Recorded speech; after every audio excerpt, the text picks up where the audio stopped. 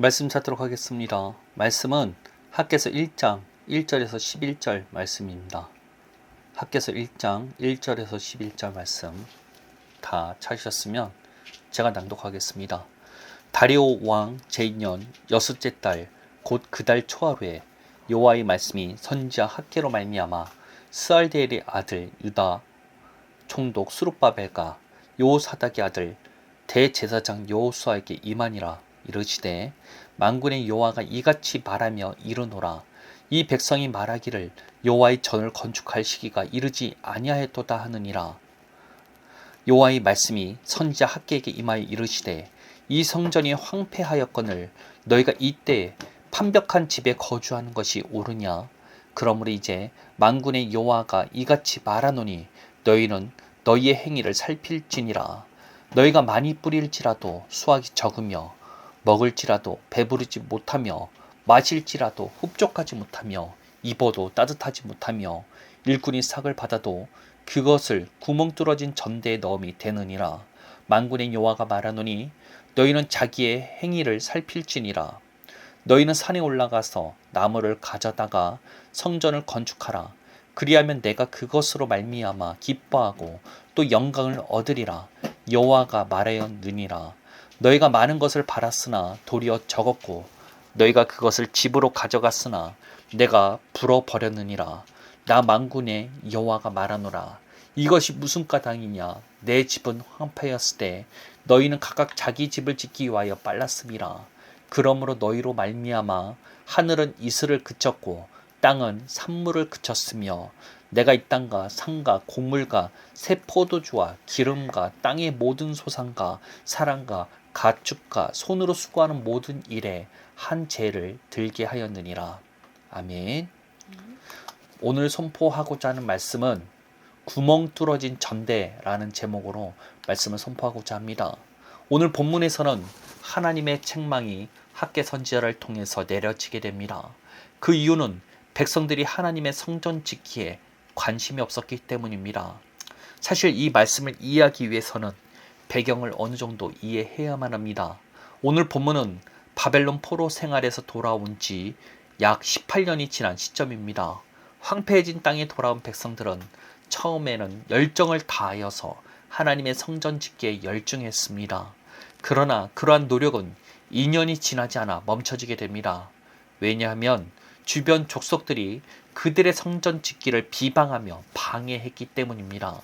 실제로 그들은 에스라 4장에서 보듯 바사왕 아수에로와 아닥사스다에게 상소를 올려가면서 거짓 고발을 합니다.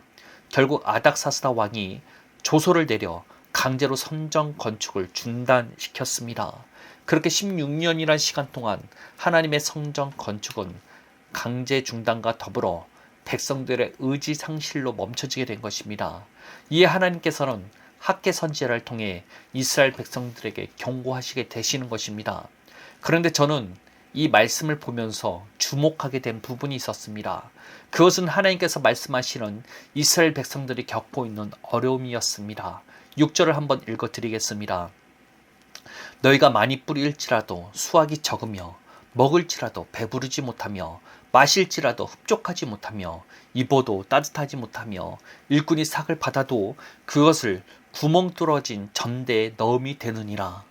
이 말씀에 주목하게 되었습니다. 왜냐하면 이 말씀은 율법의 저주와 무척 비슷하기 때문입니다. 그중 해당하는 말씀과 비슷한 율법의 저주가 담겨있는 말씀을 읽어드리도록 하겠습니다. 신명기 28장 38에서 40절 말씀입니다. 내가 많은 종자들 중에 내어 갈지라도 거둘 것은 적으리니 이는 팥중이가 먹을 것임이라. 내가 포도원을 심고 가꿀지라도 포도를 따지 못하고 포도주를 마시지 못하리니 이는 벌레가 먹을 것이며 내 경내에 감람나무가 있을지라도 그 열매를 따지 못하리니 그 감람이 떨어질 것임이니라. 학개서의 경고와 율법의 저주가 무척이나 유사하다는 것입니다. 저는 해당 말씀을 보면서 하나님께서 왜 이스라엘 백성에게 이러한 경고를 하게 되었는지 깨닫게 되는 부분이 있었습니다. 그것은 성전을 짓게 하신 이유는 단순히 자신의 성전을 갖고 싶으신 게 아니라는 것입니다. 하나님께서 굳이 율법의 저주 부분과 비슷한 경고를 하신 이유는 성전을 짓고 있지 않는 것이 하나님과 맺은 언약과 관련되어 있기 때문입니다. 즉 성전을 짓지 않음으로써 제사 등 하나님과의 언약 관계를 유지하는 핵심 의식들을 행할 수 없게 되니 사실상 하나님과 맺은 언약이 파기된 상태와 같다고 경고하신 것입니다. 성경에서는 율법의 저주라는 게 있습니다. 율법을 지켜 행함으로 언약 안에 있으면 하나님의 복을 받지만 율법을 어김으로써 언약 바깥으로 나가면 저주를 받게 되는 것입니다. 즉 율법의 저주와 비슷한 문구를 보여주시는 것은 너희들이 성전을 짓지 않음으로써 율법의 저주 속에 있다는 것을 말씀해 주시고 싶으신 것입니다. 우리는 사실 율법하면 십계명만 생각하는 경우들이 있습니다. 그런데 율법은 그렇게 단순한 것이 아닙니다. 어떻게 보면 삶의 모든 방식을 담고 있는 광범위한 지침서라고 할 수 있습니다. 이런 율법을 크게 세 가지 부류로 나눌 수가 있습니다. 그 구성 요소들이 어떠한지 말씀드리겠습니다. 첫 번째가 도덕법입니다. 이는 쉽게 설명한다면 사람이라면 마땅히 지켜야 할 윤리입니다. 이는 십계명이 대표적입니다. 이는 시대나 문화가 바뀌어도 변하지 않는 도덕적인 기준이라고 할 수 있습니다. 두 번째 율법을 구성하는 요소 중 하나는 시민법입니다. 이는 이스라엘 나라의 운영 규칙이라고 생각하시면 됩니다. 이스라엘 백성이 약속의 땅에서 살아가면서 발생하는 사회적, 경제적 문제를 해결하기 위한 법들을 말합니다. 토지 소유권이나 도둑질을 했을 때 배상하는 법 등입니다. 이는 특정 사회체제 안에서만 적용되는 규정들이다 보니 그 시대에서만 지킬 수 있는 법들이라고 할 수 있습니다. 세 번째 율법을 구성하는 요소 가운데 한 가지는 의식법입니다. 쉽게 설명한다면 하나님을 만나는 방법과 거룩하게 되는 절차라고 할 수 있습니다. 성전의 운영법이나 제사 방식, 절기, 정결한 음식과 부정한 음식 구분법 등이 모두 여기에 해당됩니다. 이 법의 목적은 죄인인 인간이 거룩하신 하나님께 나아갈 수 있도록 하는 역할을 하는 데 있다는 것입니다. 이 세 가지 요소를 모두 지켜 행해야만 율법을 지켜 행하는 것이라고 볼 수 있는 것입니다. 그런데 성전이 지어지지 않는다면 의식법을 행하고 싶어도 행할 수 없게 되는 것이기 때문에 이스라엘과 하나님과 맺은 언약은 정상일 수 없게 되는 것입니다. 하나님께서는 지금 너희가 아무리 노력해도 이에 대한 노력에 대한 온전한 결실을 맺지 못하고 있는 지금 상황이 율법의 저주 때문이라는 것을 말씀해 주시고 싶으신 것입니다. 언약 안에 있지 못하기 때문에 일어난 저주라는 것입니다. 그렇게 하나님께서 이스라엘 백성을 책망하신 이유는 언약의 회복을 위해서라는 것입니다. 이스라엘이 언약 안에 있어야 하나님께서 이스라엘에게 개입하실 수 있으시다는 것을 그들에게 말씀하시고 싶다는 것입니다. 그런데 이런 부분을 고려하지 않고 해당 말씀을 잘못 해석하면 이상한 결과가 나오곤 합니다. 그것은 하나님을 달래야 복을 받는다는 말씀으로 변질시킬 수 있다는 것입니다. 세상 우상 섬기던 말입니다. 세상 우상은 어떻게 섬깁니까? 재앙이 나타난다거나 어려운 상황이 일어나면 이건 신이 분노해서 이런 일을 일으킨 것이다.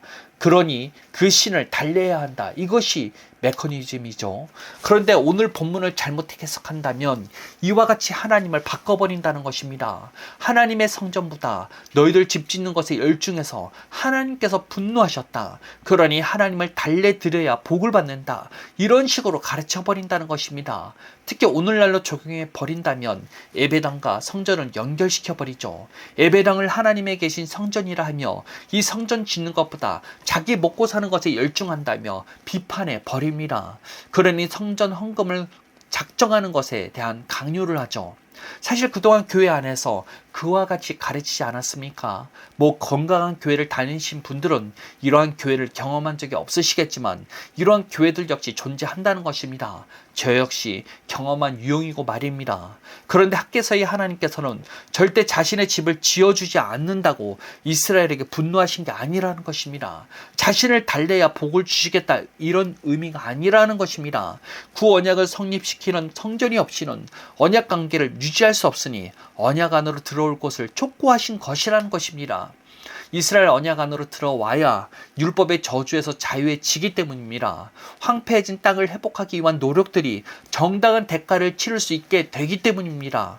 하나님께서는 자신의 집은 화렵게 꾸미면서 성전을 짓지 않는 백성들에게 사실 자기 집 만들어주지 않아서 속상하시다 말씀하시는 게 아니라 언약 안으로 들어오라는 경고를 하신 것입니다. 언약 안에 들어와야 이스라엘 백성이 율법의 저주에서 자유할 수 있는 상황입니다. 언약 안에 들어와야 하나님께서 이스라엘을 통치할 수 있는 상황인 것입니다. 언약 안에 들어와야 이스라엘과 교제할 수 있게 되는 것입니다. 언약 안에 들어와야 하나님께서 보호해 주실 수 있으신 것입니다.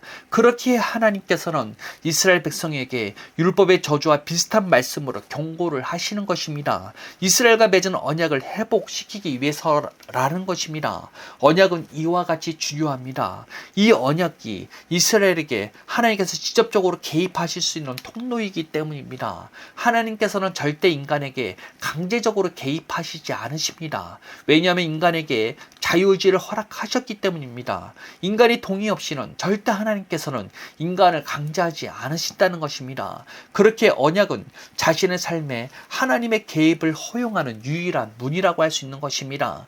그렇게 하나님께서는 이스라엘이 언약 안으로 들어오기를 바라셨습니다. 언약 안에 있어야 그들을 돕고 보호하실 수 있으셨기 때문입니다. 우리는 구약하면 너무나 강압적인 하나님만 생각합니다. 그러나 막상 깊게 파다 보면 그렇지 않으시다는 것입니다. 하나님께서는 누구보다 이스라엘이 잘 되기를 바라셨던 것입니다. 자신의 성전 짓는 것에 대한 적극적이지 않는 이스라엘에게 신통이 난다거나 그런 분이 아니라는 것입니다. 하나님께서는 이스라엘과 맺은 언약의 회복을 바라신 것입니다. 언약이 온전치 못해 율법의 저주 속에 허우적거리는 이스라엘 백성을 안타깝게 여기신 것입니다. 그렇기에 구원에게 중요한 구성 요소이자 빠져서는 안 되는 성전을 완성시키시기를 바라신 것입니다. 오늘날 하나님께서 우리에게 바라시는 것도 마찬가지라는 것입니다. 예배당을 짓는데 헌신하라 이런 의미가 아니라 우리가 하나님과 맺은 새 언약 안에 있기를 누구보다 원하신다는 것입니다. 우리가 언약 안에 있어야 하나님께서 우리의 삶에 직접적으로 개입하실 수 있기 때문입니다. 우리가 언약 안에 있어야만 죄의 지배가 끊어지게 되기 때문입니다. 우리가 언약 안에 있어야만 율법의 저주가 우리의 삶을 누르지 못하기 때문입니다. 언약 안에 있어야 하나님과 온전한 교통이 가능해지게 되는 것입니다. 아무리 열심히 해도 경제적으로 어려움 안에 계십니까? 이는 하나님을 달래야 하는 시그널이 아니라 언약 안에 들어오라는 초대로 보셔야 합니다. 우리는 이미 하나님의 소유가 된 자들입니다. 그런 우리들이 언약 바깥으로 나간다면 세상을 불법적으로 다스리는 마귀가 우리를 가만두지 않는다는 것입니다. 아무리 노력해도 그에 대한 정당한 보상이 주어지지 않는다는 것입니다. 그러니 하나님께서 우리 삶에 개입하셔서 복을 주실 수 있도록 우리는 언약 안으로 들어가야만 하는 것입니다. 선정 건축 헌금을 하지 않아서 또는 봉사활동 열심히 하지 않아서 삶이 이렇게 어려운 것인가라는 착각에서 벗어나야 한다는 것입니다. 하나님을 달래야만 복을 주시는 그런 우상 숭배와 같은 방식으로 하나님을 섬겨서는 안 된다는 것입니다. 그렇다면 오늘날 새 언약을 맺었다는 우리들이 언약 안에 있는 삶이란 무엇일까요? 말씀대로 사는 삶일까요? 율법을 지켜 행하는 삶이란 구 언약에서 요구하던 율법의 조건이었습니다. 우리에게 요구되는 조건은 구 언약과는 다르다는 것입니다. 우리에게 요구되는 새 언약의 조건은 믿음이라는 것입니다. 그런데 이 믿음이 단순히 예수님을 인정하고 받아들이는 믿음 정도만 생각해서는 안 된다는 것입니다. 믿음은 실제 말씀대로 생각하고 행동하는 데까지 이르는 것입니다. 베드로가 부활하신 예수님을 직접 만나 실제로 믿게 된 것과 같이 말입니다. 이는 지식적으로 인정하는 것을 넘어서는 믿음을 요구하시는 것입니다. 진짜 말씀대로 생각하고 행동하는 데까지 이르는 정도로 말입니다. 중국 선교사의 아버지 허드슨 테일러의 생애를 제가 굉장히 인상 깊게 본 부분이 있었습니다. 그가 사역하는 중에 깊은 영적 고뇌와 침체로 힘들어했다고 합니다. 그러나 어느 날 갈라디아서 2장 20절의 말씀이 실제로 믿어지게 되면서 비로소 평안을 얻게 되었다고 하죠. 그가 가지고 있던 무거운 고뇌와 불안함이 사라지고 그 자리에 그리스도 안에서의 참된 안식이 임하게 된 것입니다.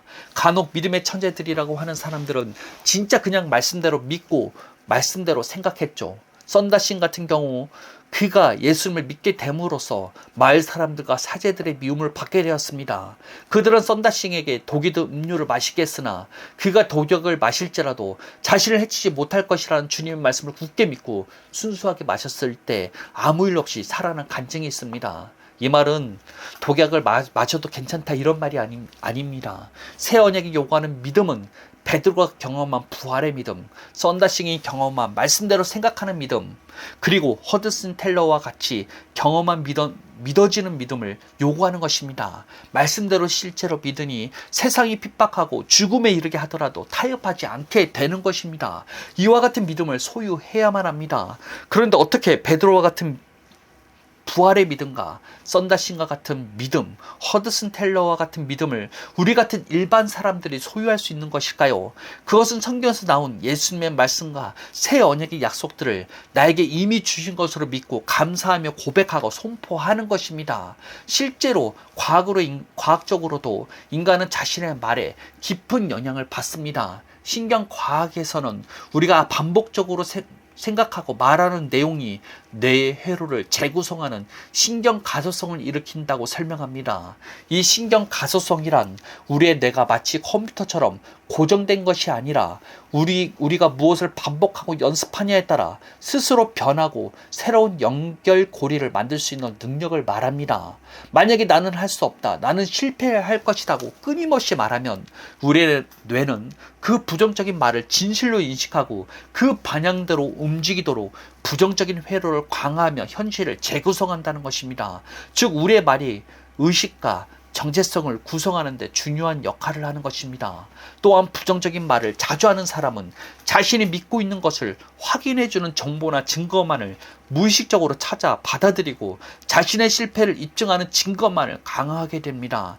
이런 심리적 겨냥을 확증, 편향이라고 부르는 것입니다. 그러니 매일 부정적인 말을 하는 사람은 결국 그 사람의 말대로 되게 되어 있다는 것입니다.